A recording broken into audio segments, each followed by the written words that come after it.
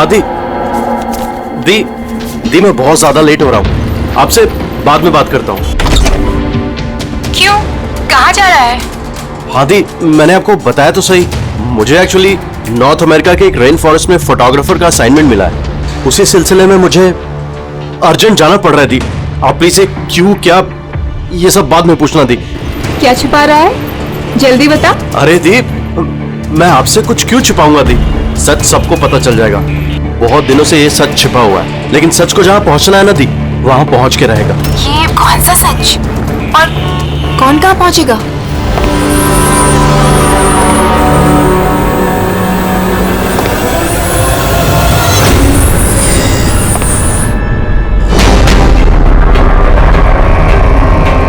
माया दी, मेरे पास बिल्कुल टाइम नहीं है। एक्चुअली मुझे लग रहा है कोई है यहाँ पे। बहुत कुछ हुआ है दी, बहुत कुछ हुआ है, लेकिन मैंने वही किया जो मुझे सही लगा। केतन, साफ साफ बात कर, क्या हुआ है? इस वक्त मेरे स्टूडियो में कौन आ सकता है? ये दरवाजा खोल। दीप, कोई दरवाजा खोल रहा है। दीप, केतन, जल्दी खोल वरना। कौन है? हेलो, क्या हुआ? खुलता है कि नहीं? हेलो केतन, भाई। देखो, आगे मत बढ़ो। कहाँ है वो फोटो? मैंने क्या किया है तुमने? बोलो। केतन, केतन, बोल। मैंने कुछ नहीं किया। बोल दे, नहीं तो मरेगा तू। प्लीज आगे मत बढ़ो। फोटो कहाँ है? जल्दी बोल दे, बता दे। बता दे, नहीं मैंने तो कुछ नहीं मरेगा किया। तू आज। देखो, मैंने कुछ नहीं किया। तो बैठेगा। आगे बता।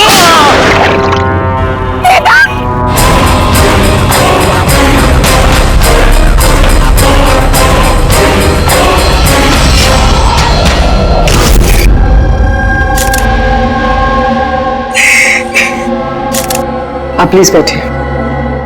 समझ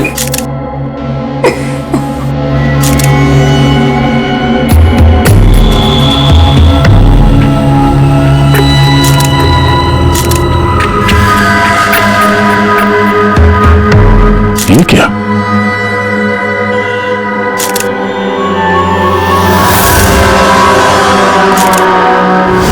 ये किसी के जूतों से आया लगता है। सर वो केतन के जूते साफ थे, स्टूडियो के फ्लोर पे भी ऐसे निशान कहीं नहीं है। जो उसके ऊपर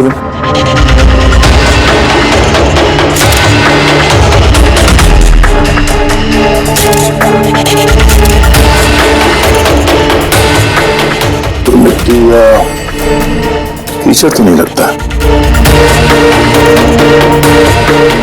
ऑयल जैसा कुछ है। एक काम करो, स्टूडियो में जितने भी फिंगरप्रिंट जैसा उठा लो।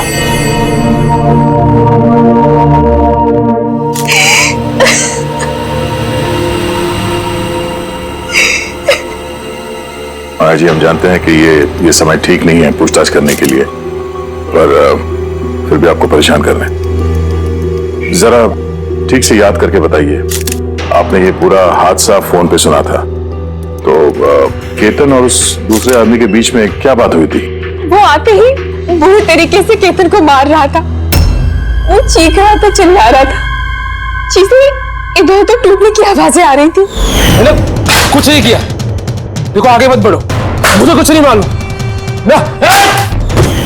हाँ, वो कुछ फोटोज के बारे में बातें कर रहा था।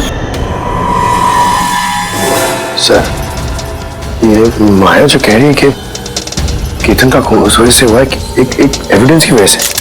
एविडेंस क्या, वो फोटोग्राफ था? सर, केतन ने किसी कपल की इंफॉर्मेशन लिख के रखी है सर, ये देखिए। कोई मनन और शामली है, जू से। हाँ? सर ये देखिए, कैलेंडर पर 14 अप्रैल 2018 ये डेट मार्क की है, द एनिवर्सरी। अरे ये तो आज की डेट है। इसका मतलब है आज के दिन कुछ होने वाला था जिसके बारे में केतन जानता था। उसका मोबाइल फोन चेक करो, देखो आखिरी बार किससे बात हुई थी उसकी।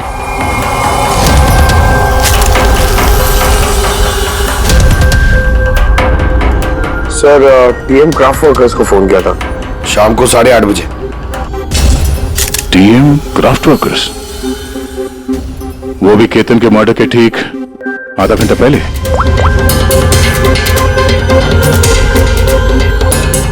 Hello, TM craft workers. जी बोलिए। हाँ, केतन ने आपको फोन किया था। किसने फोन किया था? आप कौन? मैं उसका दोस्त बोल रहा हूँ। हाँ, उनका फोन तो आया था। ये पूछने के लिए फोन किया था कि उनका गिफ्ट टाइम से डिलीवर किया कि नहीं। गिफ्ट्स? कौन सा गिफ्ट? एक फोटो फ्रेम था मनन और शामली के लिए। उनकी 25th वेडिंग एनिवर्सरी थी, तो उनको फोटो फ्रेम बना के डिलीवरी करना था। मनन और शामली, उनका घर का एड्रेस मिल सकता है? अर्जेंट है।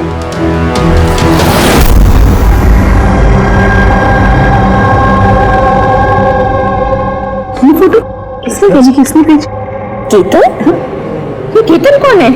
और इस तरह से हमारी फैमिली पिक्चर भेजने का क्या मतलब है? कैसे जानता है वो हमारी फैमिली को? अरे किसी ने कोई मजाक किया होगा। ये मजाक नहीं है। आप कौन? सीआईडी। सीआईडी? केतन नाम का एक मशहूर फोटोग्राफर था, उसका खून हो गया इस फोटो की वजह से। पर सर, एक फोटोग्राफ के चक्कर में कोई किसी का मर्डर क्यों करेगा? लेकिन सर हम तो किसी केतन को जानते भी नहीं। केतन को नहीं जानते तो फिर उसने आप लोगों की फोटो आप ही को क्यों भेजी? पता नहीं। पर हमने तो कभी ऐसी फोटो खिंचवाई भी नहीं है। और ना ही ऐसी दीवार हमारे घर पर है। सर हमने तो कभी नहीं देखा। और देखिए ना सर, ये नकली फोटोग्राफ लग रहा है। आप खुद ही देखिए, इसमें दीदी है, जीजा जी है। सर, ये खाली कुर्सी रखने का क्या मतलब है इसका? सर, हमें तो लगता है कि किसी ने गलत तरीके से फोटो बनाकर हमें बेच दी है। गलती से नहीं, जानबूझकर आया है आपके लिए ये। और वो भी अपनी जान कुर्बान करके। सर किसी ने मनन की फैमिली को मर्डर के चक्कर में फंसाने की कोशिश की है। वैसे आप कौन? ये हमारे फैमिली फ्रेंड मिस्टर विक्रम। अच्छा, आपके फैमिली फ्रेंड। सर, इसमें ये मैसेज भी है। She is hiding, save her. शायद केतन आप लोगों से किसी को ढूंढने के लिए कह रहा है। ढूंढने के लिए?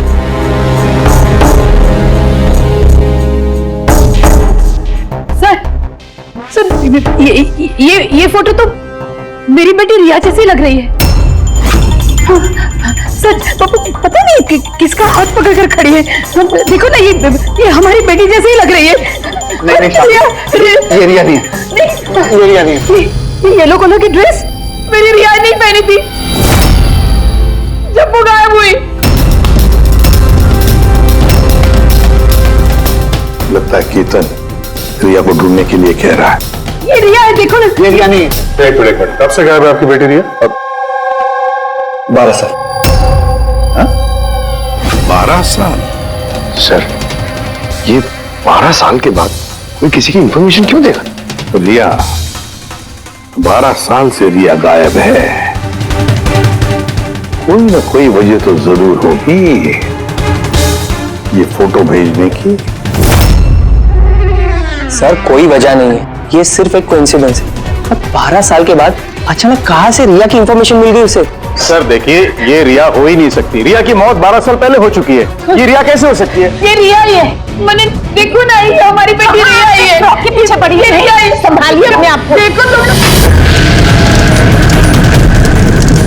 अरे जाओ जल्दी।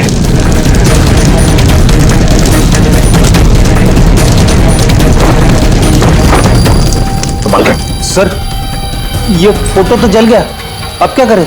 कोई बात नहीं, दूसरा मिल जाएगा। खुद ये काम करो, टीएम क्राफ्ट वर्क्स में जाके इसका दूसरा फोटो बनवा लो। और अगर उसके पास नहीं है तो केतन के कंप्यूटर में जरूर कुछ बैकअप होगा, वहां देख लेना। मनन और शामली, आप केतन को जानते हैं या नहीं जानते, इससे हमें कोई फर्क नहीं पड़ता। लेकिन एक बात अच्छी तरह से याद रखना, केतन ने अपनी जान दी है आपकी मदद करने के लिए। वो आप लोगों से किसी को बचाने के लिए बोल रहा है। कोई छिपी हुई है, उसे ढूंढने के लिए बोल रहा है। और वो कौन है और कहां छुपी है वो तो हम ढूंढ ही लेंगे। एक बात अच्छी तरह से याद रखना, जितने भी लोग यहां पर हैं उनमें से कोई भी ये शहर छोड़कर नहीं जाएगा जब तक हमारी तहकीकात पूरी नहीं होती। हमें तुम सब पर शक है, सब पर। एक मिनट के लिए मनन, शामली, आयशा और विहान इनके इस नकली फोटोग्राफ को बाजू में रखते हैं और उनके पीछे जो दीवार है उन पर कंसंट्रेट करते हैं, ये फ्रेम्स और ये जो पीछे लिखे हुए नंबर्स पर। अब शामली ने इशारा किया था इस फ्रेम पर, 3 नंबर वाली फ्रेम पर, पीले रंग का फ्रॉक पहनी हुई और किसी का हाथ पकड़ा हुआ है उस लड़की ने। शामली को एकदम से लगा सर ये फोटो में ये बच्ची उनकी खोई हुई बेटी रिया है। और फिर ये message, she is hiding, save her. लेकिन सर विक्रम तो बार बार कह रहा था कि रिया मर चुकी है। हो सकता है ये मैसेज रिया के बारे में हो सकता है वो अभी भी जिंदा हो। बिल्कुल हो सकता है पूर्वी, बिल्कुल हो सकता है। और शायद केतन यही कहना चाहता है इन लोगों को, मनन के फैमिली को, कि शायद रिया जिंदा है और उसे मदद की जरूरत है। लेकिन सर उसे इतनी मेहनत करने की क्या जरूरत थी? फोन कर देता सीधे और बोल देता जो भी बोलना है रिया के बारे में, या फिर पुलिस को इन्फॉर्म कर देता। सर हो सकता है उसे किसी ने डराया धमकाया हो और तभी तो मजबूर होकर उसने ये सब किया है। केतन ने तो अपना फर्ज निभाया है और हम उसकी मेहनत को बेकार नहीं जाने देंगे। पूर्वी एक काम करो, ये पूरा का पूरा फोटोग्राफ किसी अच्छे फोटो लैब में लेकर जाओ और ये पीछे टंगी हुई ये जो छोटी छोटी फ्रेम्स है ना, उनको अच्छी तरह से चेक करो। और ये भी देखो ये जो वॉल है पूरी, क्या वो फोटोशॉप तो नहीं की गई है? और रिया के लापता होने की एफआईआर की कॉपी भी चाहिए हमें। केतन मनन की फैमिली को तो नहीं जानता था, तो ऑब्वियसली रिया को भी नहीं जानता होगा। तो फिर उसने मनन की फैमिली को ये इंफॉर्मेशन क्यों दी और इस तरह से क्यों दी? सर केतन का खूनी जरूर रिया के फैमिली से जुड़ा हुआ है सर। इन सारे लोगों के फोन रिकॉर्ड्स चेक करो फ्रेडी, और साथ साथ केतन के फोन रिकॉर्ड्स भी। और एक बात, मनन की फैमिली पर कड़ी नजर रखो और साथ साथ उनका जो दोस्त है ना विक्रम, उस पर भी देखो ये लोग कहां कहां जाते हैं, किस किस से मिलते हैं, क्या क्या करते हैं। एक एक बात पर कड़ी नजर रखो, एक एक बात की खबर रखो। इस केतन के साथ जितने भी लोग काम करते थे ना, उनसे मिलना पड़ेगा।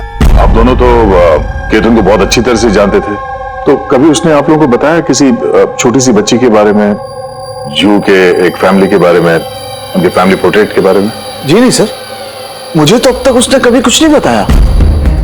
अच्छा, केतन सिर्फ आपके लिए काम करता था या और भी कुछ करता था किसी और के लिए भी? केतन मेरे लिए फैशन फोटोग्राफी करता था, साथ ही साथ बड़े बड़े फैशन हाउसेस के लिए एक्सक्लूसिव कैटलॉग शूट करता था। माया, आप केतन की बहन है तो आपको तो पता होगा वो किस किस से मिलता था। सर केतन बहुत ही रिजर्व रहता था, बस अपने काम में ही मग्न, और उसके दोस्त भी गिने चुने ही थे। और सर हाल ही में केतन को एक इंटरनेशनल एग्जीबिशन के लिए असाइनमेंट मिला था, जिसके लिए वो मुंबई की गलियों में घूमकर स्ट्रीट फोटोग्राफी शूट किया करता था। वो फोटोग्राफ देख सकते हैं हम लोग? जी सर।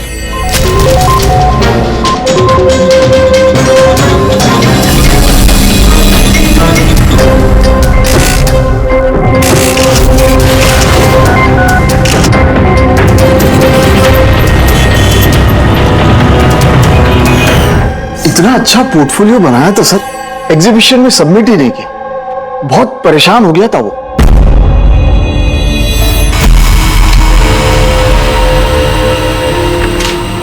ये वॉल और उस पर लगे हुए सारे फोटोज एंड नंबर्स असली है। और बाकी सब?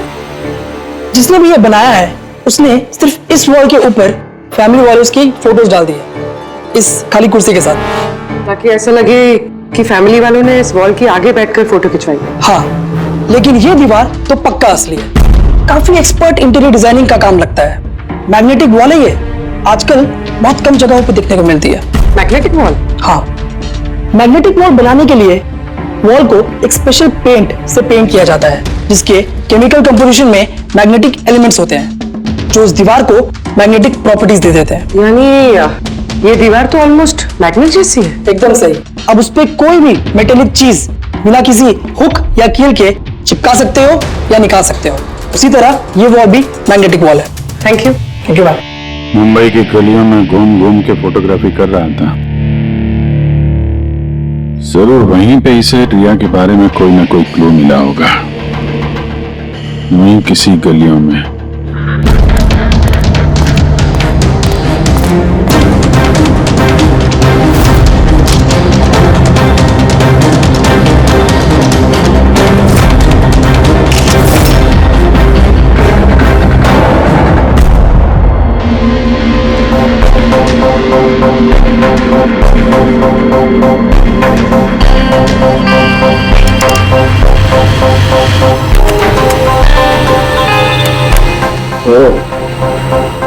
ये बात है।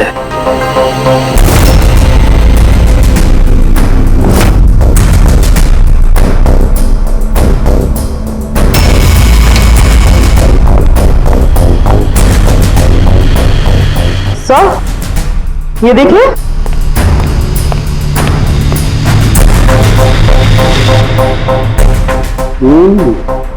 Good job Tarika. Thank you. Full time के क्या मिला? बॉस, एक खास चीज मिली है। दया, तुम्हें याद है तुमने मुझे कुछ चिकना सा पदार्थ ला करके दिया था जो तुम्हें क्राइम स्पॉट पे से मिला था, याद है? सर ये वहाँ क्राइम सीन पर मिला। ये मिट्टी या डामर तो नहीं लगता, शायद कोई ऑयल या ग्रीस हो सकता है। तुम बिल्कुल सही सोच रहे थे दया, वो ग्रीस ही है। बॉस, मुझे उस पदार्थ में ग्रीस के ट्रेसेस मिले और ये ग्रीस इतनी पुरानी है कि अब तो अपना केमिकल कंपोजिशन भी बदलने लगी। एक मिनट साहब की पुराने मतलब कितने पुराने हैं? मतलब बॉस, जिस जगह से ये ग्रीस के धब्बे मिले हैं वो जगह काफी पहले बंद हो चुकी होगी। और सर, केतन के नाक के फ्लूइड्स में से मुझे ये एक्रिलिक, नायलॉन, पॉलिएस्टर, पॉलीप्रोपिलीन, इन सब चीजों की ट्रेसेस मिले और उसके लंग्स में भी ये सारी सेम चीजें मिली हैं, fabric fibres. Nylon, polyester, olefin, acrylic, ये सब सारी चीजें तो फैब्रिक से जुड़ी हुई है।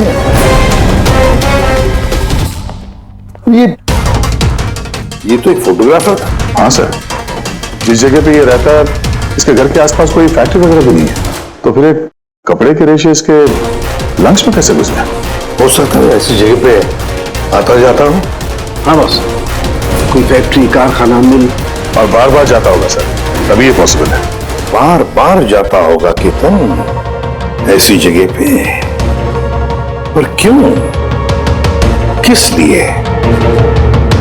सर, शामली डिप्रेशन में चली गई है, वो घर से बाहर ही नहीं निकलती। और विक्रम और विहान मिलते रहते हैं, पता नहीं उन दोनों के बीच क्या बहस होती रहती है। और ये विहान वकीलों से जाके मिल रहा है। वकीलों से? हाँ सर, और आयशा अपनी किसी फ्रेंड्स के घर जाती रहती है, लेकिन उसकी जो ये फ्रेंड है उम्र में काफी बड़ी है, मुझे नहीं लगता कि उसका इस केस से कोई ताल्लुक है। और ये जो मनन है ना, केतन के बारे में पता लगाने की काफी कोशिश कर रहा है।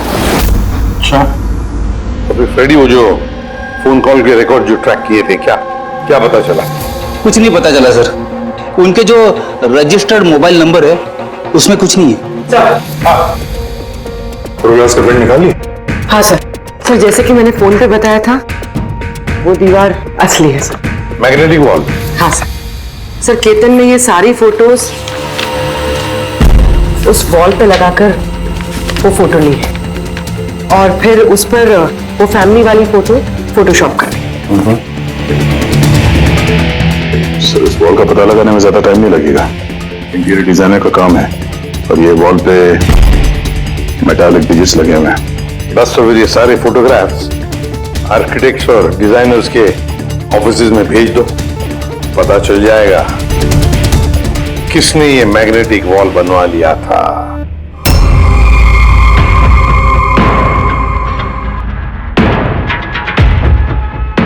अब ये जो फैमिली बैठी हुई है, इनके पीछे जो दीवार है वो आपने बनाई है क्या? सर, एक एनआरआई इंटीरियर डिजाइनर है, वो अपने बोल्ड और क्रिएटिव डिजाइन को लेकर काफी फेमस है, हो सकता है उसी ने वो बनाई हो। ऑफ कोर्स ये मेरे ही डिजाइन्स है, मैजिक लाइफ एड लैब्स के लिए डिजाइन की थी मैंने। It's a magnetic wall. ये सारे नंबर्स मैग्नेटिक मटेरियल के हैं जिसे बिना कोई हुक या कील के लगा भी सकते हैं और निकाल भी सकते हैं। लेकिन लेकिन मेरे डिजाइन के हिसाब से ये सारे सीरियल नंबर्स में थे, जैसे 1 2 3 4 5 6 7 8 9 10। हाँ मगर मैम इसमें तो नंबर्स 1 3 2 0 6 7 8 9 ये ऐसे कैसे? हाँ? सर शायद केतन ने किया, लेकिन उसने इस वॉल की फोटो क्यों ली? ये तो अब मैजिक लाइफ एड लैब वाले ही बताएंगे। सर यही है वो वॉल जिसकी आपने हमें फोटो दिखाई थी? हाँ सर, और वॉल पे फोटोज के जो एक्चुअल नंबर थे वो ये थे सर। फोटोज में जो भी चेंजेस थे वो केतन ने किए थे सर। केतन, ये नंबर्स तो ऑर्डर में थे ना, फिर तुमने सिर्फ 3206 को चेंज कर उसके नीचे स्पेसिफिक फोटोज क्यों लगाई है? कुछ नहीं, वो पजल्स बना रहा हूं, नंबर्स और फ्रेम्स को मिला के। एक इंटरनेशनल एग्जीबिशन है उसी के लिए।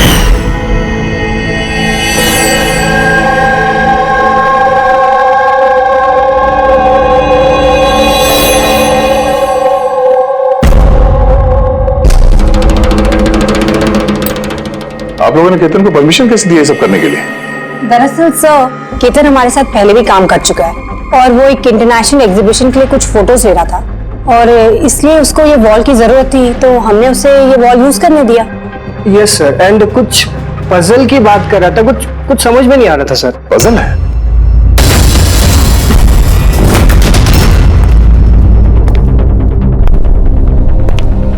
नंबर्स में पजल? उस पोर्ट्रेट में 3206 था और उसके नीचे जो फोटोग्राफ्स हैं, कहीं वो फोटोग्राफ्स ही पजल तो नहीं? हो सकता है केतन हमें उन फोटोग्राफ्स के जरिए रिया की कहानी बताना चाहता हो।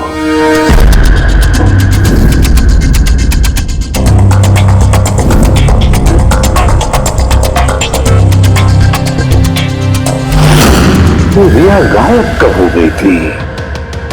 कब गायब हो गई थी? रिया की मिसिंग की एफआईआर है ना? हाँ सर। सर उसका इस केस से क्या कनेक्शन? वो केस तो सर बहुत साल पहले बंद हो चुका है, पता नहीं क्यों गया। ऐसे लगता है कि रिया की इस एफआईआर से शायद हमारी केस सॉल्व करने में कुछ मिल जाए। FIR 8221 Mumbai IPS. एफआईआर का डेट देखो गया, ये देखो 3206 2006। मतलब ये डेट है? बिल्कुल सही, 3206 3 फरवरी 2006। दीदी हौसला रखिए। पता नहीं मेरी बेटी किस हाल में होगी। आप लोग मजाक तो नहीं कर रहे? आप वाकई में मेरी बेटी को ढूंढेंगे? वो एक्चुअली जिंदा है क्या? आपकी बेटी जिंदा है, ये सुनकर आपको खुश होना चाहिए, और आप हमसे ऐसे बात कर रहे हैं?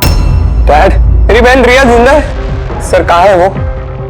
देखिए, हम बहुत नजदीक हैं रिया का पता लगाने के, इसलिए आप लोगों को जो कुछ भी पता है हमें बताइए। आखिरी बार आप लोगों ने उसे कब देखा था, क्या हुआ था उसके साथ, और एग्जैक्टली गायब हुई कैसे वो? लेकिन सर, इन 4 फोटोज का क्या मतलब है? केतन जरूर हमें रिया के बारे में कुछ बताने की कोशिश कर रहा था। देखो ना फोटोग्राफ्स को, ये 3 नंबर का फोटो देखो, इसमें एक छोटी बच्ची रो रही है, किसी बड़े आदमी का हाथ पकड़ के जा रही है। फोटो नंबर 2 में रिया थोड़ी बड़ी हो चुकी है, ऐसे जाली के पीछे जैसे उसे किसी ने उस जाली के अंदर कैद करके रखा है। ये तीसरा फोटो, इसमें भी ऐसे लग रहा है कि इसे बंदी बनाकर रखा गया है। और सर, इस आखिरी फोटो में कोई उसे गले लगा रहा है और पीठ पे खंजर मारने जा रहा है। सर ऐसा लगता है कि केतन इन फोटोग्राफ के जरिए रिया की कहानी बता रहा है। एग्जैक्टली। देखो, रिया बचपन में किडनैप हो जाती है, फिर वो बंदी बनाई जाती है, और फिर जब वो 18 साल की हो गई तो उसे इन जंजीरों में जकड़ के रखा था। और फिर उसे कोई मिल गया जिसने उसे मारने का प्लान बनाया। कोई ऐसा जिस पर रिया विश्वास करती है? मतलब सर, केतन ने जानबूझ के मॉडल्स की ऐसे फोटो बनाई है ताकि सच को सामने लाया जा सके। इसलिए उसने केतन को रास्ते से हटा दिया। रिया बाकी बच्चों की तरह नॉर्मल नहीं थी। उसका दिमाग उसकी उम्र के बच्चों के कंपैरिजन में बहुत ही कमजोर था, इसीलिए उसे लगातार दवाइयों की जरूरत पड़ती थी। अगर वो दवाइयां नहीं लेती थी तो उसका दिमाग कंट्रोल में नहीं रहता था। वो कुछ भी कर सकती थी, वो अपने आप को चोट पहुंचा सकती है, वो अपने आप को मार भी सकती है। तो ये रिया गायब कहां से हुई? हमने उसे स्पेशल बच्चों की स्कूल में डाला था, वहीं से वो गायब हुई है। तो फिर उसके बाद आप लोगों को कोई फोन आया पैसों के लिए या किसी और चीज के लिए? नहीं, कुछ नहीं। हाँ, पर बाद में हमें पता चला कि हॉस्पिटल में से उसकी मेडिकल फाइल गायब हो गई थी। फाइल गायब हो गई? कोई भला ऐसा क्यों करेगा? वो भी ऐसी लड़की की जिसकी दिमागी हालत इतनी नाजुक है। वही तो मैं कह रहा हूं। अरे जिसकी दिमागी हालत इतनी नाजुक हो, वो लड़की 12 साल कैसे जिंदा रह सकती है? अरे मुसीबत थी वो। कैसे कह सकते हैं आप ये? शर्म आनी चाहिए आपको। बेटी है वो आपकी। एक बात तो समझ में आ गई मिस्टर मनन, अगर रिया मिल भी गई तो आपको ज्यादा खुशी नहीं होगी। लेकिन हम उन्हें ढूंढ के रहेंगे किसी भी तरह।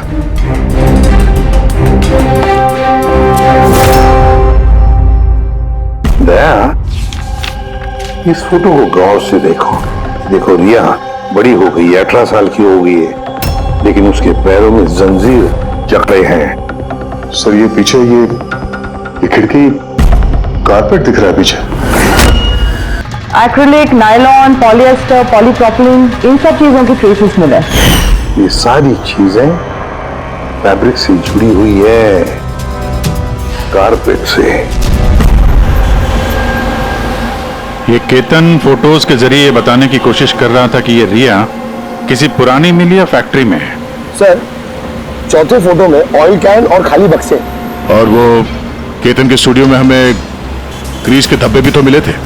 तो शायद खूनी केतन के स्टूडियो में वहीं से जा रहा था जहां रिया कैद है। तीसरी फोटो में वो कारपेट वाली गली और चौथे में वो फैक्ट्री। सर ये दोनों जगह आसपास होगी। पहले ये पता लगाना पड़ेगा कि कारपेट वाली गली के आसपास कोई बंद पड़ी हुई पुरानी फैक्ट्री है क्या? जो भी करना है जल्दी करना पड़ेगा बॉस, क्योंकि हमारे मनन के घर जाने के बाद खूनी खुद सामने नहीं आएगा। शायद किसी से वो काम करवाएगा।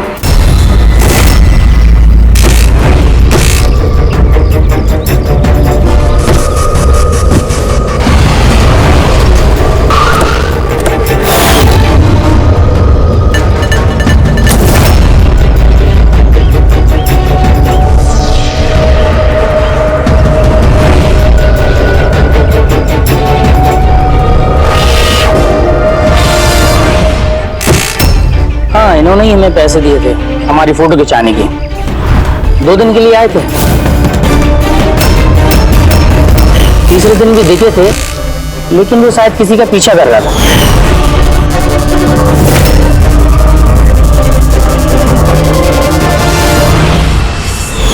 किसका पीछा कर रहा था? वो तो सर ध्यान नहीं दिया हमने। वो गया किधर पीछा करते हुए? इस तरफ गया।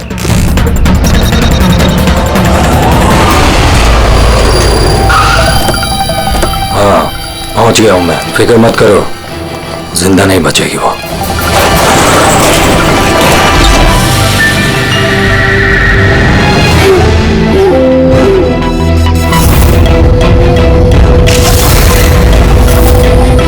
बंद कर इसको।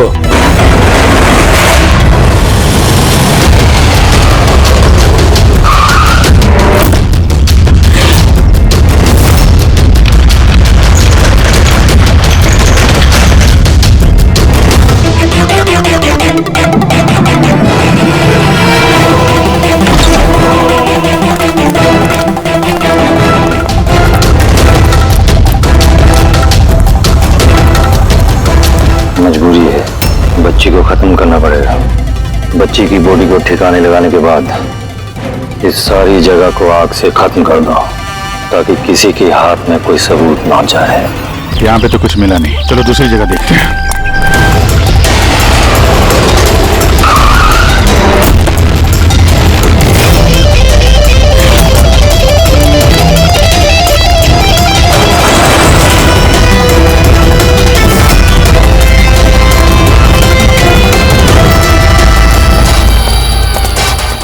रिया, रिया, तुम्हारे मम्मी पापा के पास ले जाने आए।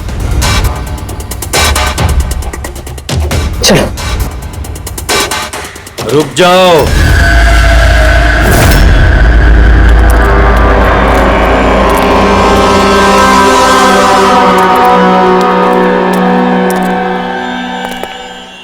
रिया बेटा, आजा आजा बेटा, आजा आजा आजा आजा आजा आजा आजा।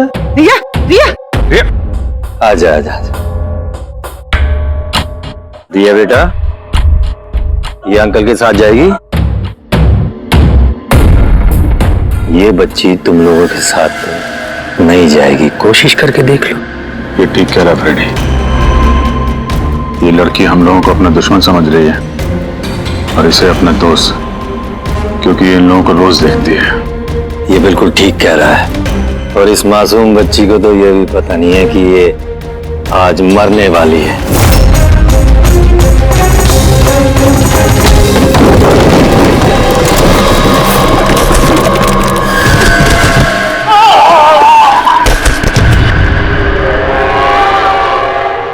कौन हो तुम लोग? किसने भेजा तुम्हें? ये तुम्हें कभी पता नहीं चलेगा।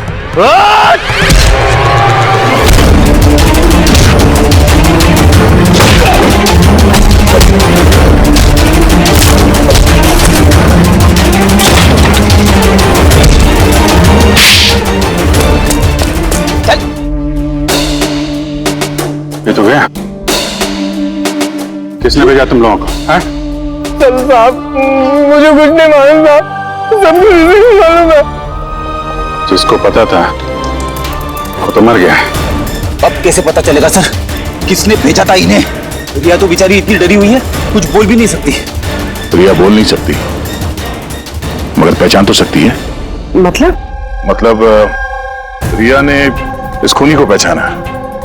क्यों? क्योंकि उसे हर रोज मिलती थी, उसे हमेशा देखती थी, उसे लगता था कि ये उसका अपना कोई है और इसीलिए उसके साथ जाने के लिए राजी होगी। तो फिर रिया उसे भी पहचान लेगी जिसने 12 सालों से उसको यहाँ पे कैद करके रखा है, जो उससे हर रोज बात करता है और जिसने इसे मारने के लिए इन लोगों को यहाँ पे भेजा था। अब रिया बताएगी ये असली गुनहगार कौन है। रिया, जाओ रिया। अच्छा मेरी बच्ची, आ बेटा।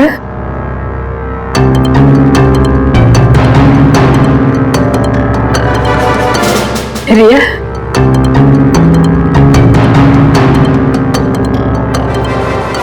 आजा मेरी बच्ची, अपनी माँ के पास आजा बेटा। आ बेटा, आ बेटा, आजा आजा मेरी बच्ची, आजा बेटा।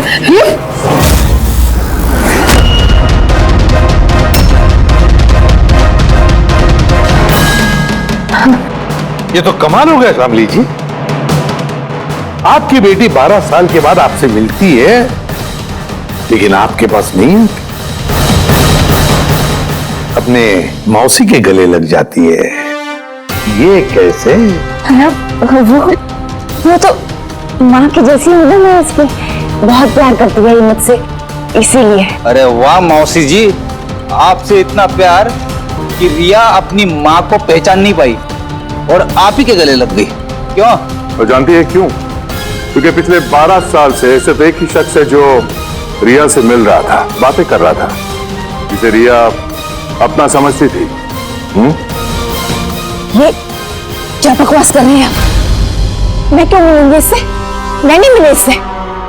रिया से बिल्कुल मिली थी, पिछले 12 सालों से मिल रही थी तुम। बकवास हम नहीं कर रहे आयशा, बकवास से तुम कर रही हो। हमने तो उस डॉक्टर को भी ढूंढ निकाला जिसकी मदद से तुम पिछले 12 सालों से रिया को दवाइयां देती थी, उसके टेस्ट करवा रही थी। मैं किसी डॉक्टर को नहीं जानती। मैं कह रही हूँ ना आपसे, मैंने कोई मेडिकल टेस्ट नहीं करवाया इसका। बिल्कुल करवाई थी। नहीं, मैंने कोई टेस्ट नहीं करवाया। झूठ बोल रही हो तुम। टेस्ट करवाया था तुमने। मैंने कोई टेस्ट नहीं करवाया। मैं सच कह रही हूँ। मैं किसी डॉक्टर को नहीं जानती। मैं तो इसे 12 सालों से वही दवाई दे रही हूँ जो 7 साल की उम्र से खाती आ रही है बस।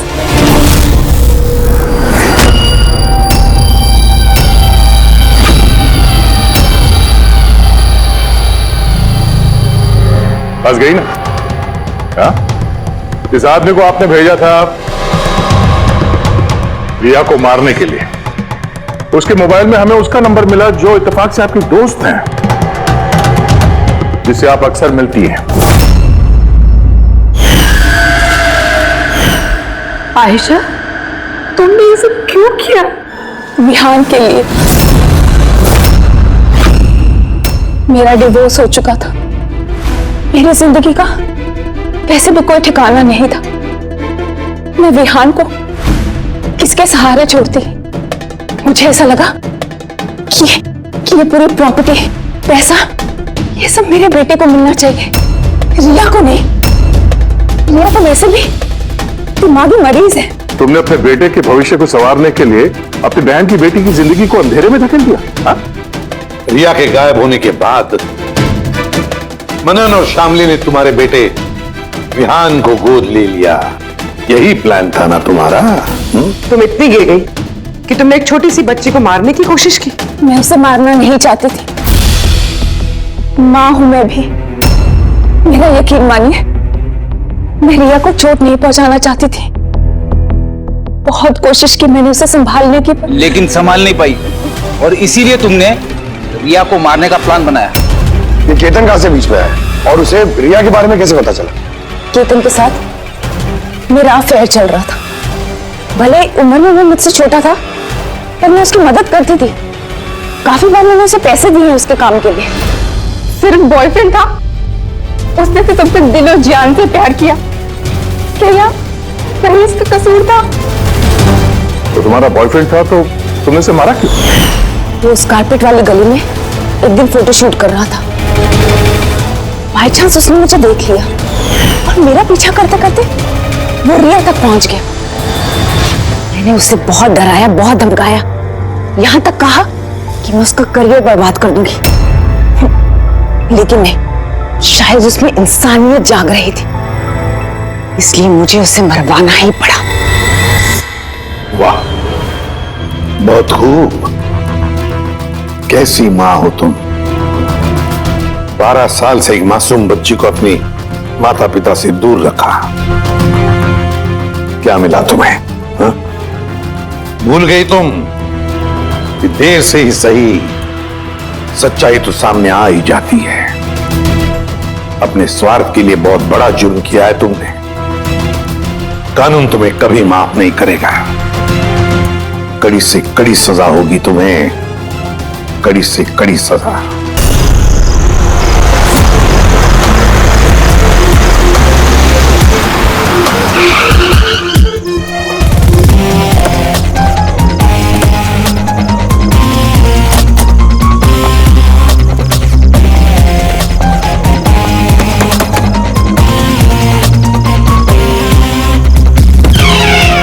जी कहिए, किससे मिलना है?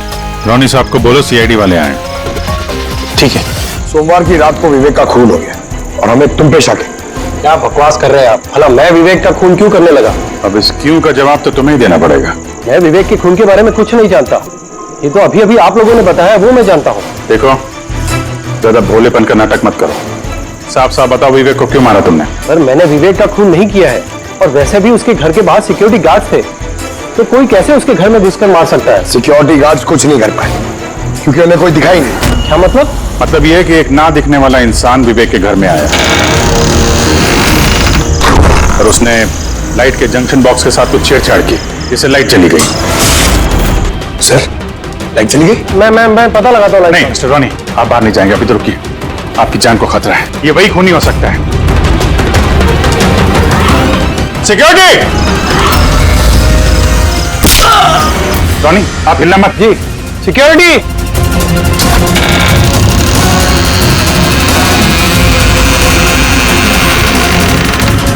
कौन है उधर? सर, सर, यहाँ पे? कौन है? कोई था यहाँ पे? कौन है?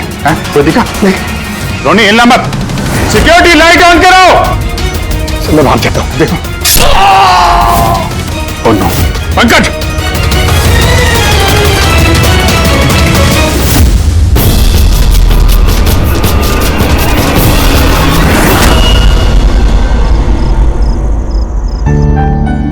वीना, आज दिन भर सिर्फ काम काम और काम ही रहा है।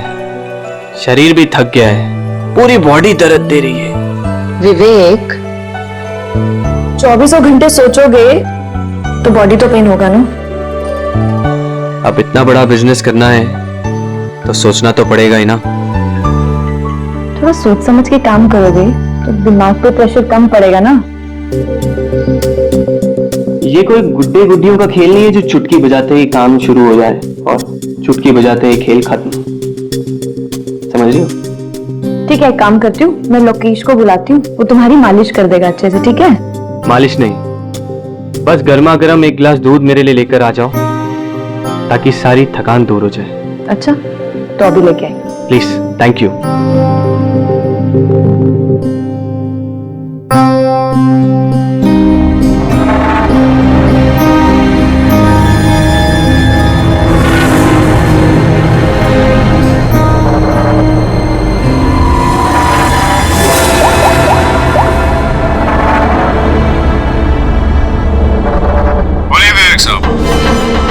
सब ठीक ठाक है?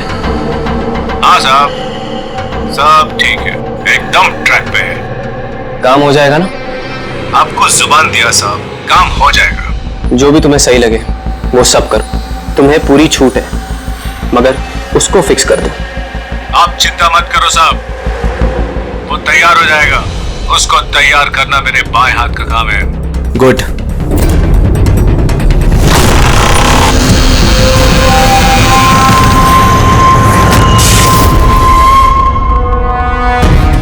ये लाइट्स को क्या हो गया?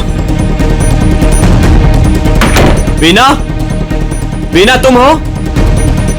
वीना तुम बोलती क्यों नहीं? ये लाइट्स कैसे चली गई? लोकेश, वीना, कौन है? कौन है यहाँ पे? वीना मजाक मत करो। देखो, देखो मैं अंधेरे से नहीं डरता। विवेक साहब! विवेक साहब! विवेक साहब! लोकेश! वीना! लोकेश जल्दी आओ, कोई है कमरे में। विवेक साहब! विवेक साहब दरवाजा खोलिए! विवेक साहब! विवेक साहब!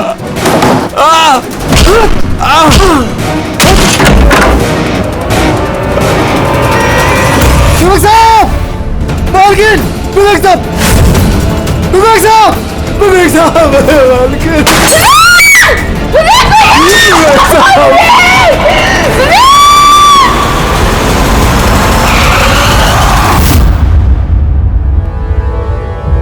सर लगता है कई बार चाकू से वार किया है।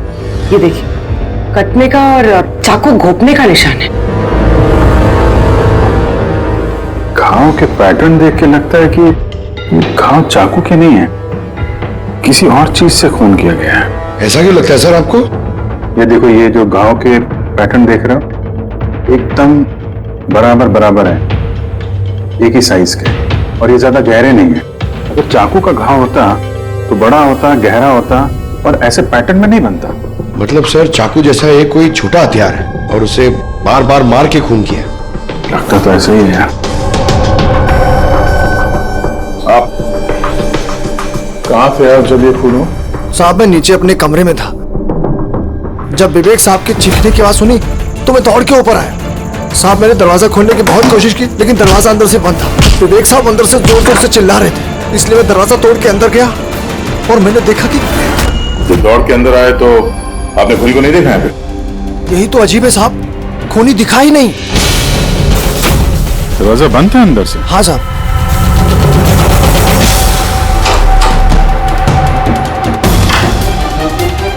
तुम अंदर आए तो यहाँ पे लाइट थी? साहब उस वक्त लाइट नहीं थी।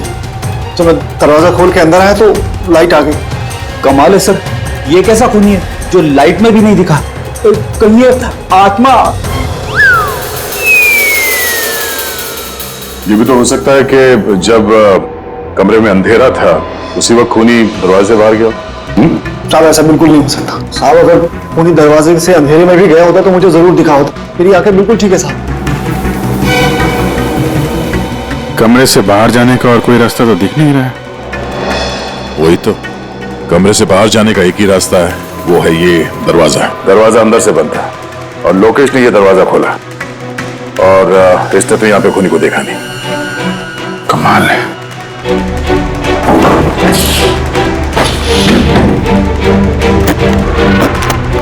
क्योंकि अंदर से बंद है, यहां से तो खूनी आ नहीं सकता। तो खूनी अंदर कैसे आया? और फिर बाहर जाते हुए किसी को दिखा नहीं। सर, मेरी दादी एक भूतिया कहानी सुनाती थी। पंकज, एक तो ये कहानी नहीं है, हकीकत है, और ये भूतिया नहीं है। सर ये हकीकत है लेकिन भूतिया ही लगता है ना। कोई यहाँ पर आता है, बिना हथियार के खून करता है और चले जाता है। कहां से? जाने का तो यही एक रास्ता है, ये दरवाजा। लेकिन सर बीना तो सीढ़ियों से ऊपर आ रही थी, और अगर खूनी यहाँ से जाता तो उसे दिखता जरूर। कमाल है यार, ये लाइट का आना जाना, इसका कुछ ना कुछ कनेक्शन है इस केस के साथ। लाइट का जंक्शन बॉक्स कहां पे है?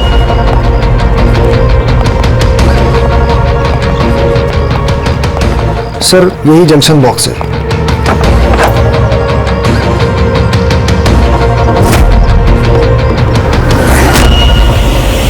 इधर हो जरा। कल तुम ही ड्यूटी पे थे? मैं तो गेट पे था साहब। तुम्हारे गेट पे रहते कोई घर में घुस के खून कर गया, तुम्हें पता नहीं चला? देखिए साहब, मैं अपनी ड्यूटी पे अलर्ट रहता हूँ, ना कोई अंदर आया है ना कोई बाहर गया है। अलर्ट? तो क्या खूनी हवा में आया, हवा में गायब हो गया है? ये लाइट स्विच ऑफ किसने की थी यहाँ से? पता नहीं साहब, अचानक ऑफ हो गई। मैंने सोचा फ्यूज उड़ गया हो। यहाँ कोई स्पार्क वार्क हुआ था जंक्शन बॉक्स में? नहीं साहब, स्पार्क नहीं हुआ था, लाइट चली गई, और जैसे लाइट चली गई मैं जंक्शन बॉक्स की तरफ दौड़ा। देखा बाकी सबके घर में लाइट है, हमारी क्यों नहीं? और देखा साहब जंक्शन बॉक्स खुला था, जंक्शन बॉक्स का स्विच भी बंद था, और मैंने ऑन किया साहब। जैसे ही ऑन किया लाइट आ गई। कोई तो आया था यहाँ पे जिसने लाइट के साथ छेड़छाड़ की है। विवेक की बीवी वीना, उससे भी पूछ लेते हैं।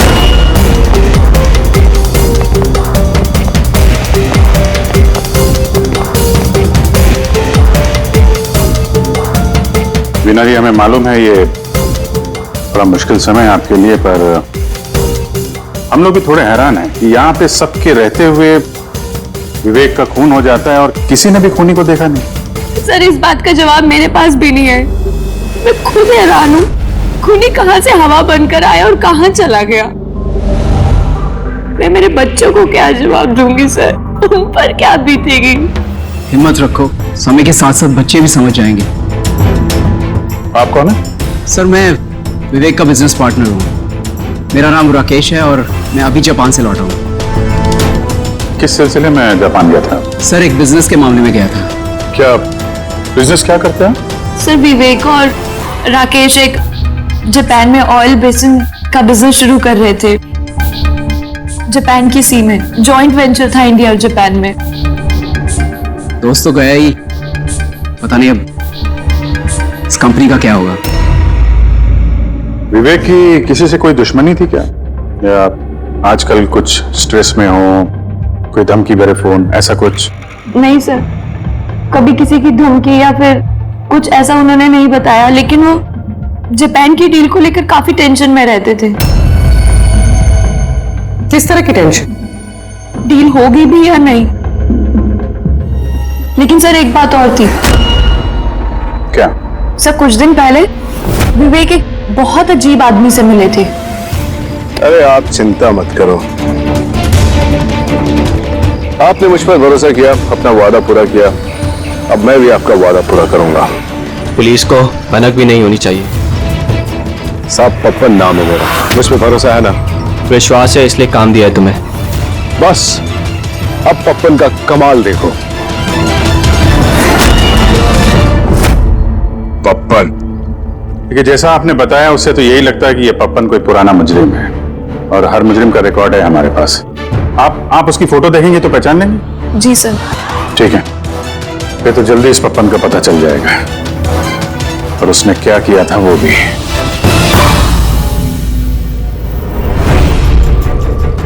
आप लोगों का शक एकदम सही है बॉस, ये खून चाकू से नहीं हुआ। तो फिर किस हथियार से हुआ जो कोई भी देख नहीं पाया? यहां तक कि लोकेश को भी वो हथियार दिखाई नहीं पड़ा। हाँ बॉस, हथियार भी नहीं नजर आया और कमाल की बात है खूनी भी दिखाई नहीं दिया। ये तो पहली हो गई, खून हुआ, खून ही नजर नहीं आया। घाव चाकू जैसे हैं लेकिन खून चाकू से नहीं हुआ। पहेली तो है अभिजीत, और इस पहेली को सॉल्व करने के लिए आप लोगों को कड़ी मशक्कत करनी पड़ेगी। देखो बॉस, हम लोग आत्मा में तो विश्वास नहीं करते, लेकिन साइंस से कुछ भी किया जा सकता है और मुझे लगता है किसी मॉडर्न साइंस की टेक्निक का इस्तेमाल किया गया है इस खून में। हाईटेक खूनी? हाईटेक ही हो सकता है, वरना ना दिखने वाले खूनी को लाइट्स ऑफ करने की क्या जरूरत है? माना कि खूनी हाईटेक है, मगर कहीं ना कहीं उंगलियों के निशान तो छोड़े होंगे ना उसने। बिल्कुल है। तो फिर सर, जो क्राइम सीन से हमने उंगलियों के निशान लाए थे उनमें से एक निशान खूनी के भी होंगे।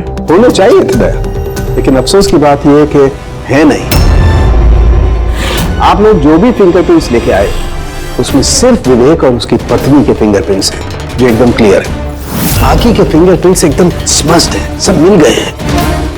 ऐसा लगता है जैसे किसी ने ग्लव्स पहन करके दरवाजा खोला और बंद किया। प्लानिंग के साथ खून किया गया है ताकि सबूत ही न मिले। काम करते हैं, इस विवेक के घर में जितने भी लोग हैं उन सब से अलग अलग स्टेटमेंट लेते हैं, सबसे पूछताछ करते हैं कि उस रात हुआ क्या था। खूनी ने अंधेरे का फायदा उठाया है, अब हम भी अंधेरे में निशाना लगाएंगे। सर, जब ये खून हो रहा होगा तो वो खूनी अंदर ही होगा सर। जैसे ही बीना बाहर गई उसने खून कर दिया। ये थ्योरी हो सकती है पंकज, अगर लाइट नहीं गई होती तो फिर सर दो खूनी होंगे, एक लाइट ऑपरेट कर रहा होगा और अंदर खून कर रहा होगा। मगर जिसने लाइट ऑफ करी वो कहां था? वहां पे तो गार्ड खड़ा था, उसने बोला ना उसने किसी को अंदर आते देखा ना कोई बाहर गया। सर लेकिन जब वीना बाहर गई थी तो उसने दरवाजा खुला हुआ देखा था सर, तो हो सकता है कि दरवाजे के ऊपर उसकी उंगली के निशान हो। खूनी यहाँ भी चालाक निकला। सारुंके साहब ने बताया ना, यहाँ कमरे के अंदर हमें एक भी फिंगरप्रिंट्स नहीं मिले, एक भी। उसमें हैंड ग्लव्स पहने होंगे सर, इसलिए शायद नहीं मिले। हैंड ग्लव्स तो पहने ही होंगे। विवेक की बॉडी यहाँ पड़ी थी, मतलब यहाँ कहीं खड़ा होगा। 1 मिनट यहाँ खड़े होना जरा पंकज।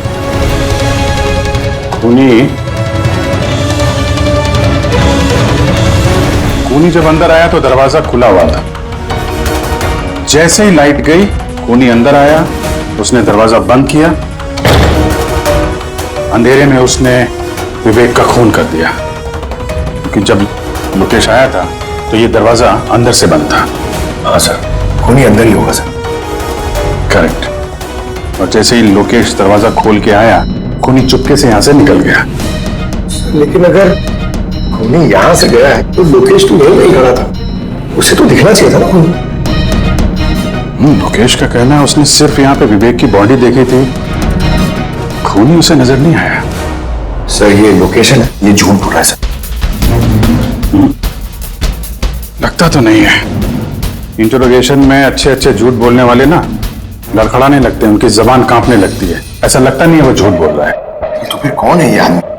वीना ने उसे महसूस किया, लोकेश ने उसे महसूस किया, लेकिन देखा नहीं।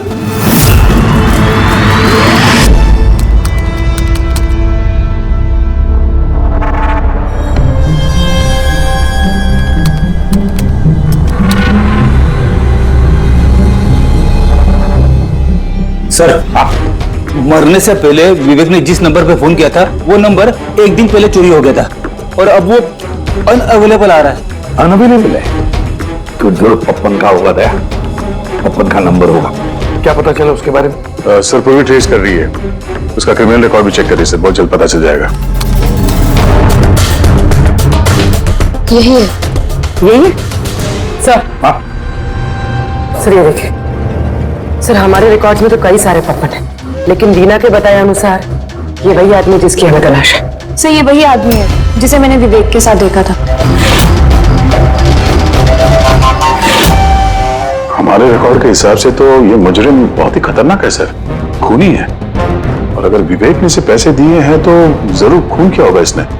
और अभी ये बेल पे बाहर है और पुलिस स्टेशन पे हाजिरी देने के लिए जाता है रोज। कौन से पुलिस स्टेशन में जाता है ये हाजिरी देने के लिए?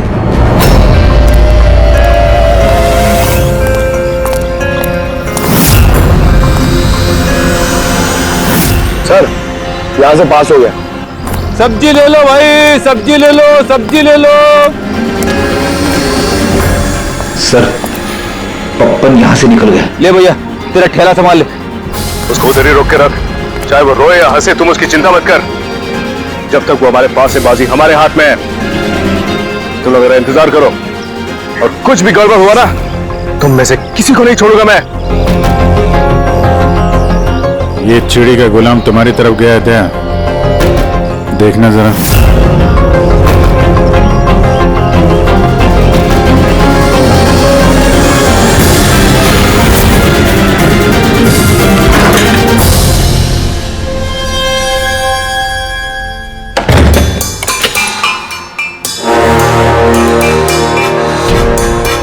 कैसा लगा हमारा इनविटेशन भरत साहब? देखो देखो आप लोग जो कोई भी हो, मुझे और मेरे बेटे को छोड़ दो। मैं आप लोगों से रहम की भीख मांगता हूं। रहम। Okay fine. एक काम करो, मुझे तुम यहां पर रोक लो, लेकिन मेरे बेटे को छोड़ दो। मुझे ना तो तुम चाहिए ना तुम्हारा बेटा। मैं चाहता हूं कि तुम विवेक सर की बिड पास करो। विवेक सर खुश तो मैं खुश। ये पॉसिबल नहीं है। मैं इंडियन मिनिस्ट्री में एक एम्प्लॉय हूं। माना कि सारे कॉन्ट्रैक्ट मेरे जरिए पास होते, लेकिन मैं ऐसे किसी कंपनी का कॉन्ट्रैक्ट कैसे पास करवा दूं सर? मिस्टर भरत, तुम ना मामले की गंभीरता को नहीं समझ रहे हो। तुम्हारे बेटे के साथ क्या हो सकता है ये तुम सपने में भी नहीं सोच सकते। सपने में तुम भी नहीं सोच सकते कि अब तुम्हारे साथ क्या होने वाला है। सर मैं मिनिस्ट्री की तरफ से काम कर रहा था। जितनी भी सील बिड इंडियन फर्म्स की तरफ से होती हैं उसका इंचार्ज था मैं। चीनी और जापानी कंपनियों के पास अपने देश में नीलामी का कार्यालय था, लेकिन सभी भारतीय बोलियां उनके पास आई। किसी विदेशी कंपनी को भी कॉन्ट्रैक्ट मिला था क्या?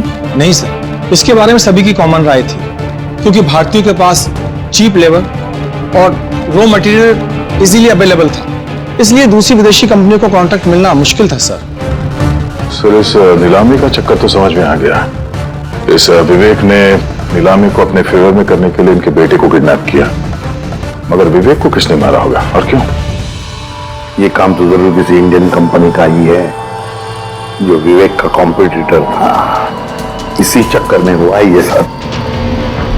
वो लिस्ट लाए ना आप, जो विवेक के अलावा इंडियन वीडियोस थे? ये सर, जैसा आपने कहा था आपके अकॉर्डिंग ये मैंने लिस्ट तैयार की है। Thank you. कार्तिक, विवेक, इन दोनों के अलावा राकेश, प्रमेश, शिवानी, रोनी और नवीन। अच्छा भरत जी, इनमें से आपको कौन लगता है जो विवेक के खिलाफ बोली लगाने वाला सबसे ज्यादा? सर यानी ऐसा कोई आदमी जो विवेक के ये बिड जीतने से दुखी हो या फिर उसे कोई नुकसान हो?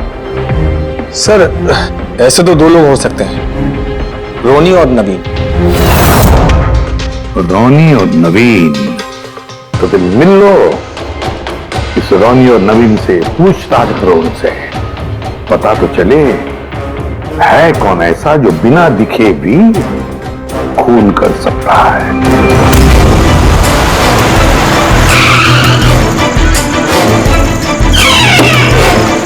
जी कहिए, किससे मिलना है? रोनी साहब को बोलो सीआईडी वाले आए।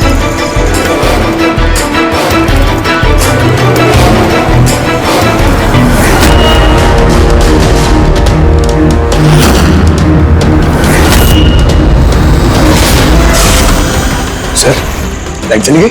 मैं पता लगाता हूँ। नहीं मिस्टर रोनी, आप बाहर नहीं जाएंगे, अभी तो रुकिए। आपकी जान को खतरा है, ये वही खूनी हो सकता है। सिक्योरिटी! रॉनी आप हिलना मत। सिक्योरिटी सर, यहाँ कोई है? कोई है? सर यहाँ कौन है इधर? कौन है? मिस्टर रॉनी आप हिलना मत। सर मैं देखता हूँ, देखो। पंकज! Oh no, Ronnie! साहब, सबको क्या हुआ? एक मिनट। He's no more.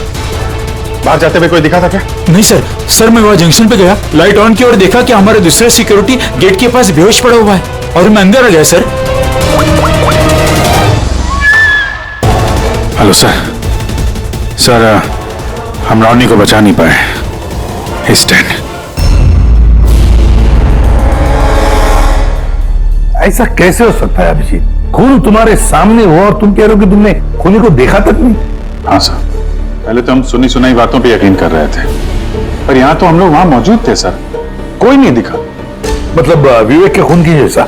हाँ सर। ये किस तरह का खूनी है सर, जो है मगर दिखाई नहीं देता? वही तो। पर इतना पक्का है कि मैंने वहां पे कुछ शैडो जैसी देखी थी, कुछ अजीब सी। एक्सप्लेन करना मुश्किल हो रहा है मगर। सांग के यार, फोटो से कुछ पता चल रहा है तुझे? बॉस लगा हुआ तो हूँ, शायद कुछ हाथ लग जाए, लेकिन एक बात पक्की है, ये खून भी वैसे ही हुआ है जैसे इससे पहले को खून हुआ है। ये देखो, बस ये देखो, यहाँ फोटो में ये हल्की सी रोशनी में ये कुछ आकृति दिखाई दे रही है, शैडो जैसी, बिना आकार के। ये क्या है, ये समझ में नहीं आ रहा है। सालून के साथ मैं पहले से कह रहा था, ये जरूर कोई आत्मा है। सर, वो जो कोई भी था, मैंने उसे महसूस किया था सर। मैंने उसे पकड़ने की कोशिश की, लेकिन वो हाथ में ही नहीं आया। देखो यार, ये आत्मा कुछ नहीं होता। बस ये क्या है, ये अभी तक पता नहीं लगा पाया। समझे? ये किस किस्म का हथियार इस्तेमाल किया इस खूनी ने? ये बॉस, ये हथियार है, इसे शूरिकेन कहते हैं बॉस। शूरिकेन? तो इस तरह का हथियार तो मैंने मार्शल आर्ट्स वाली फिल्मों में देखा है। अरे इसे तो वो निंजाज यूज करते हैं, वो निंजा। सर वो जापानीज हथियार है, निंजाज स्टाइल के हथियार इस्तेमाल करते हैं। जापान निंजा, और ये ऑक्शन भी जापान में होने वाला है सर, तो कहीं इन सबका कनेक्शन जापान से तो नहीं? बिल्कुल है, जापान से कनेक्शन है। इस राकेश से मिलना पड़ेगा। वही गया था ना जापान, किसी डील के बारे में बात करने। राकेश, तुम विवेक के पार्टनर हो, है? तो तुम तो जरूर जानते होंगे कि विवेक ने बिड हासिल करने के लिए पप्पन नाम के किसी गुंडे को हायर किया था, भरत के बेटे को किडनैप करने के लिए, है ना? नहीं सर, इसके बारे में मुझे कुछ भी मालूम नहीं। अरे ऐसा कैसे हो सकता है? इतनी बड़ी बात और पार्टनर को पता नहीं? सर वो मुझसे काफी बातें छुपाता था, इसलिए बिजनेस में भी लॉस हो रहा था। वो इतना बेताब रहता था कि लॉस कवर करने के लिए वो क्या क्या करता था और कहां कहां जाता था मुझे बिल्कुल मालूम नहीं है। अच्छा, वैसे आप जापान गए थे ना विवेक के खून से पहले? हाँ गया था। क्या करने गए थे आप? ऑलरेडी प्रोजेक्ट का मामला था, इसके लिए मैं जापान गया था, मगर विवेक यहीं से सारे ऑपरेशन हैंडल कर रहा था। ऑयल का प्रोजेक्ट? तो क्या क्या प्रोजेक्ट था, जरा डिटेल में बताओ तो सही। जापान में एक द्वीप है जिसे ऐतिहासिक और पवित्र माना जाता है। वहां के लोग ऑलरेडी प्रोजेक्ट को लगाने के लिए मना कर रहे थे। पवित्र समंती द्वीप? क्या पवित्र है उस आइलैंड में? कुछ पुराने योद्धाओं को वहां पे दफनाया गया था, जैसे समुराइज, रॉनिन्स और निंजास। सामुराई, रोनिन, निंजास, पुराने योद्धाओं को दफना दिया था वहां पर। सर ये कोई इत्तेफाक है या कुछ और? ये जो निंजास है ये पुराने दौर के हथियार थे सर जापान में, पर आज भी काफी लोग इन लोगों को मानते हैं। तो वो लोग नहीं चाहते होंगे कि उस जगह पे ये ऑयल ड्रिलिंग हो और उन लोगों ने इन्हें। हाँ हो सकता है दया, हो सकता है, पर ये भी तो हो सकता है कि इन लोगों की आपसी दुश्मनी, कोई बिजनेस राइवलरी। सर ये नवीन तो नहीं हो सकता, क्योंकि जब दूसरा खून हुआ तब मैं और पूरी उसी के साथ थे। तो फिर ये बचे 3 बिडर्स, शिवानी, रमेश और कार्तिक तीनों को बुला लेते हैं यहां पर। कार्तिक, रमेश, शिवानी, तो तुम तीन भारतीय थे विवेक के साथ बिड करने में जापान में, मगर डील हमारे हाथ में आई नहीं और इसी वजह से विवेक और रोनी का खून हुआ है। कार्तिक, आप कहां थे जब ये दोनों खून हुए? सर मैं मीटिंग में ही था, आप मेरे एम्प्लॉय से पूछ सकते हैं सर। और रमेश? सर मैं सामाजिक व्यक्ति हूँ और सर इसके गवाह सर वो अफसर हैं और सर जिस वक्त खून हुआ मैं उनका साथी था सर। तो ये भी तो हो सकता है ना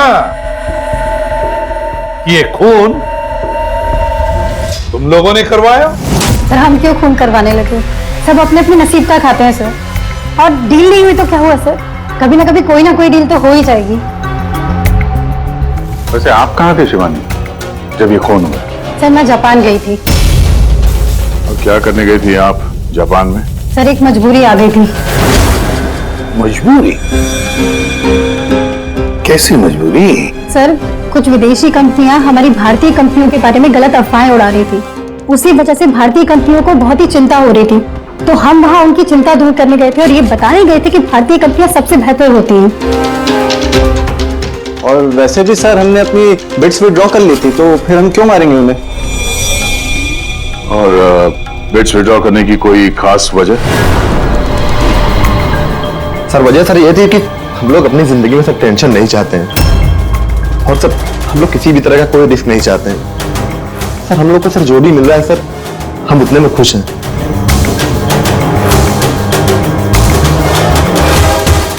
सर अब तो ये नवीन ही बचा, इसने तो बिड भी वापस नहीं लिया। तो कहीं नवीन ने तो नहीं ये सब किया? तो फिर ये भी तो हो सकता है कि अगला शिकार नवीन ही हो। नवीन, तुमने बिड क्यों नहीं कैंसिल की जब सारे लोग पीछे हट गए थे? ऐसे कैसे मैं पीछे हट जाता? इस कॉन्ट्रैक्ट को पाने के लिए मैंने कितने महीनों मेहनत की है पता है तुम्हें? मुझे लगा कि अगर ये कॉन्ट्रैक्ट मेरे हाथ में आ गया तो मेरी सारी दुनिया बदल जाएगी। अब तो दुनिया से जाने की ही नौबत आ गई है। तुम समझते क्यों नहीं हो? अगर तुम चले गए तो मेरा क्या होगा? डरने की कोई बात नहीं है, हमें कुछ नहीं होगा। सीआईडी की पूरी टीम हमारे साथ है। अरे सीआईडी वालों के सामने वो मार के चला गया और सीआईडी वाले क्या किए? कुछ नहीं कर पाए वो। सीआईडी की टीम पे भरोसा रखो तुम, हमें कुछ नहीं होगा। पंकज, तुम्हें पता है ना हमें क्या करना है? No worry, I know. मैं आता हूं।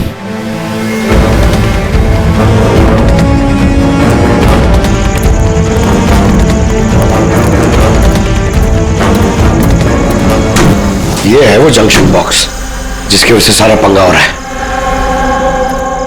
मैं देखता हूं ये कौन है। ये जगह सही है।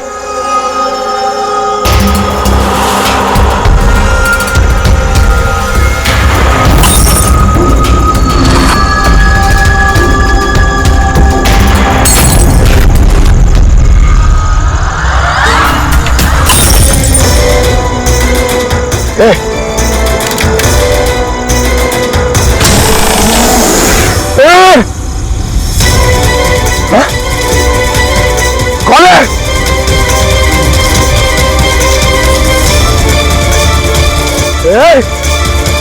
मारा!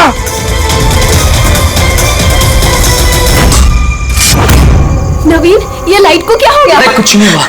नहीं नहीं, वो आ गया है। कुछ नहीं होगा। कुछ नहीं होगा आपको, प्लीज रिलैक्स हो जाइए।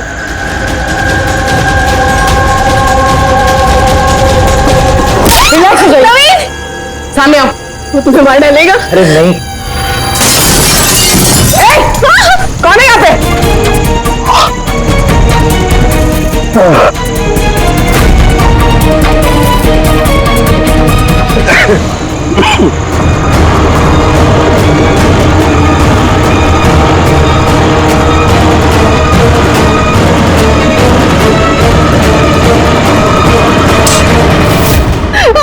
आप लोग ठीक है? हाँ?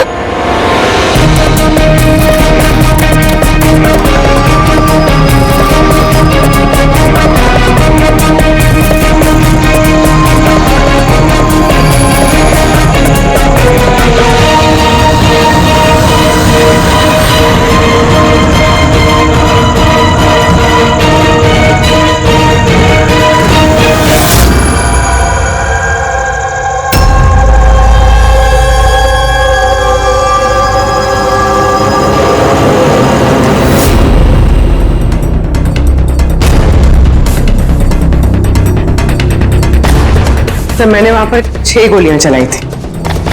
उनमें से 5 गोलियां तो मिल गई, मगर एक गोली उस खूनी को जरूर लगी है। एक गोली खूनी को लगी है? तो तुम यकीन के साथ कैसे कह सकती हो कि 6 में से एक गोली खूनी को लगी है?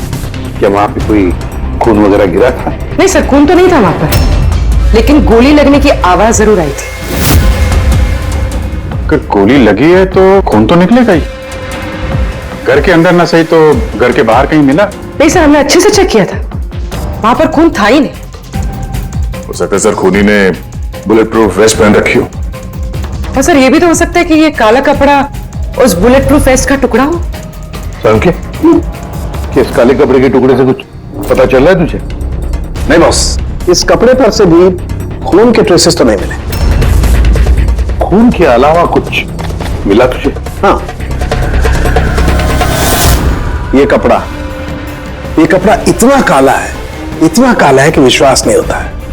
इस पर से कोई भी रिफ्लेक्शन हो ही नहीं सकता है। रिफ्लेक्शन नहीं हो सकता? मतलब ये फ्रेडी कि जब आप किसी भी चीज पर लाइट डालते हैं तो वो लाइट थोड़ी सी रिफ्लेक्ट होके आपकी आंखों में आती है। इसी से पता चलता है कि क्या चीज है, उसका कलर क्या है, ये सब कुछ। लेकिन इस कपड़े पर अगर आप लाइट डालेंगे तो रिफ्लेक्ट होगी ही नहीं। इस कपड़े पे लाइट मारेंगे तो ये कपड़ा दिखेगा नहीं ना। मैं दिखाता हूं, ये देखो, ये यहां पर ये लाइट है।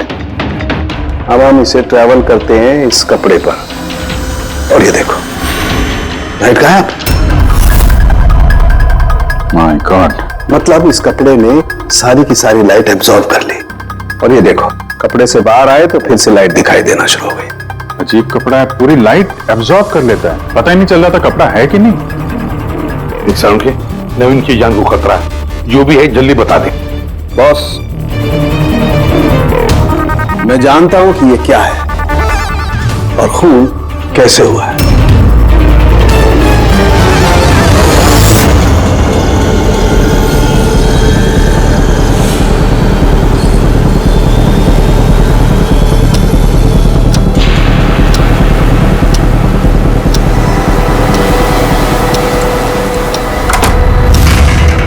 शिखा, क्या हुआ तुम्हें?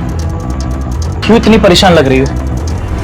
हमें कुछ नहीं होगा, रिलैक्स हो जाओ। कैसे रिलैक्स हो जाओ? तुम्हें कुछ हो गया तो? अरे शिखा, मैंने बोला हमें कुछ नहीं होगा। नवीन, ये लाइट कैसे चली गई? अरे नवीन, वो आ गया है। कोई नहीं वो आया। तुम्हें मार डालेगा।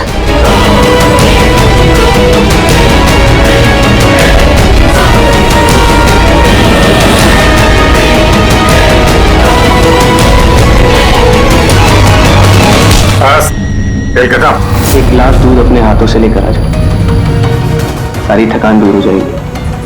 अच्छा, अभी लेकर आती हूँ। Please, thank you.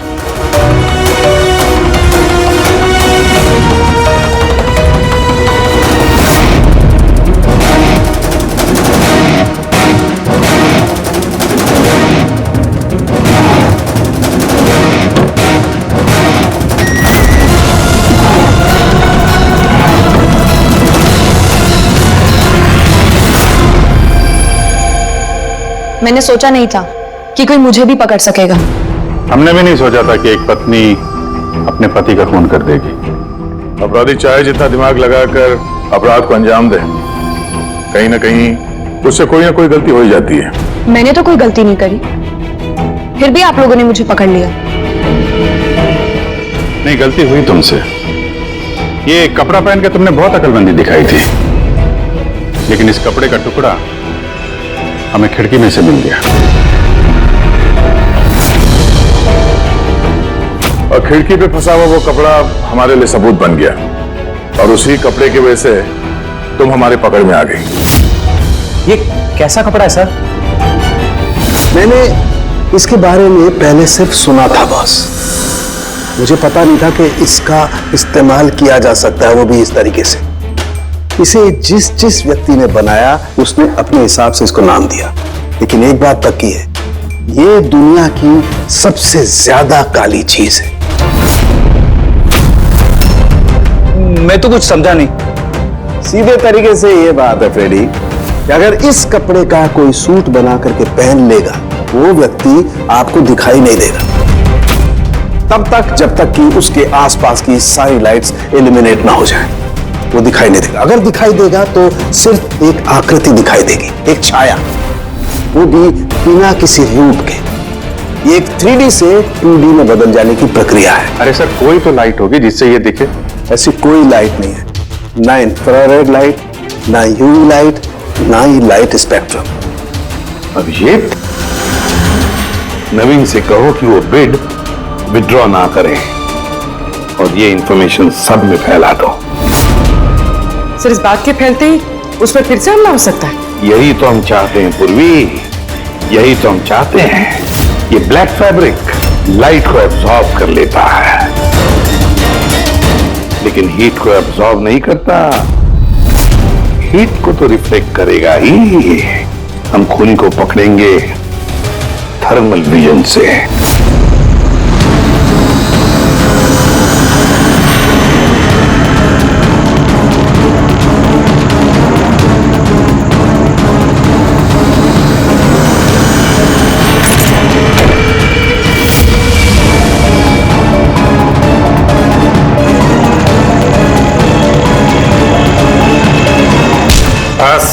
खेल खत्म। किस तरह से इस काली ड्रेस की वजह से तुम्हारा खेल खत्म हो गया? हाँ? अब जल्दी से बताओ, अपने पति का खून क्यों किया तुमने?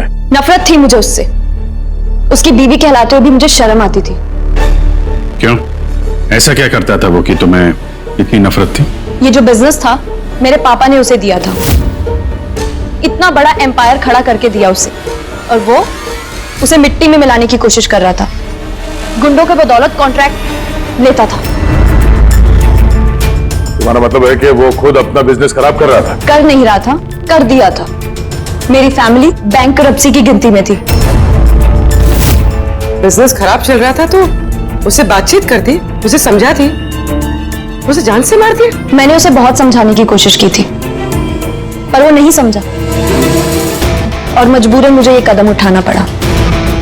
मुझे मेरे बच्चों के बारे में सोचना था, उन्हें तो मैं भूखा नहीं मार सकती। तो इसलिए सारा बिजनेस तुमने अपने हाथ में ले लिया? हाँ, मैंने जापान की एक कंपनी को अप्रोच किया था छिपकर।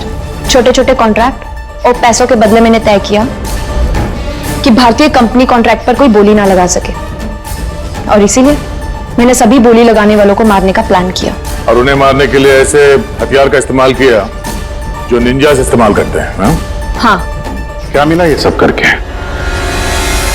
जेल। जिन बच्चों के लिए तुमने गुनाह का रास्ता अपनाया, अब वो बेचारे अनाथ हो जाएंगे। इस तरह के और भी एपिसोड देखने के लिए हमारे चैनल को सब्सक्राइब करें और बेल आइकन दबाना ना भूलें।